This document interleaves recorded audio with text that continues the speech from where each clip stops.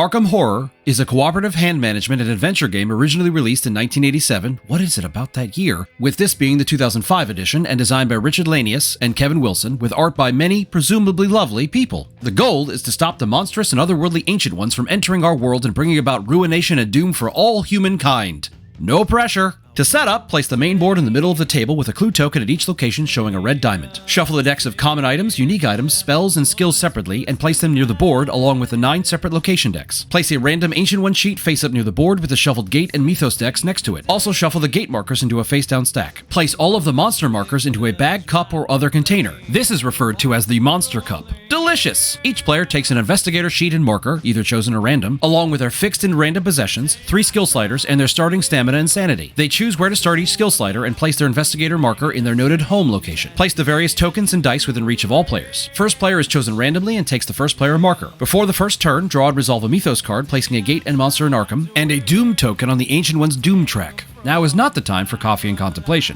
In Arkham Horror, players are investigators and townsfolk battling evil and madness in the titular city. Probably more than a little horror in there too. The game is played over a variable number of rounds, which are broken down into the 5 phases of Upkeep, Movement, Arkham Encounters, Otherworld Encounters, and Mythos. During each phase except Mythos, all players in clockwise order from the first player will take any applicable actions for that phase. Upkeep involves refreshing exhausted cards used in previous rounds, as well as any upkeep-specific actions, and adjusting skill sliders as needed. Skill sliders allow an investigator to better adapt to the upcoming situation. Need to be quick and loud or slow and stealthy. Adjust as needed. Movement is where investigators in Arkham can explore the town, and those in the other worlds try to make their way back to our reality. Arkham Encounters have the investigator draw a card from the deck for their location and resolve the outcome. However, if there is a gate at their location, they are instead drawn through it to the other worlds, where the next phase is resolved the same as the prior. Finally, the Mythos phase has the first player draw and resolve a new Mythos card, which can change the state of the town, open additional gates, flood the city with monsters, and generally make really awful things even worse for the investigators. Then the first player marker is passed to the left and a new round starts. Whenever an investigator returns from the other worlds, they may attempt to close and possibly seal the gate they came back through, collecting it as a trophy. If they manage to close all of the gates and have a total number of gate trophies equal to or greater than the number of players in the game, or they have sealed 6 or more gate locations with elder signs, then the investigators drive away the Ancient One and win as a group. Otherwise, if the doom track fills up, the Ancient One awakens and must be banished the hard way.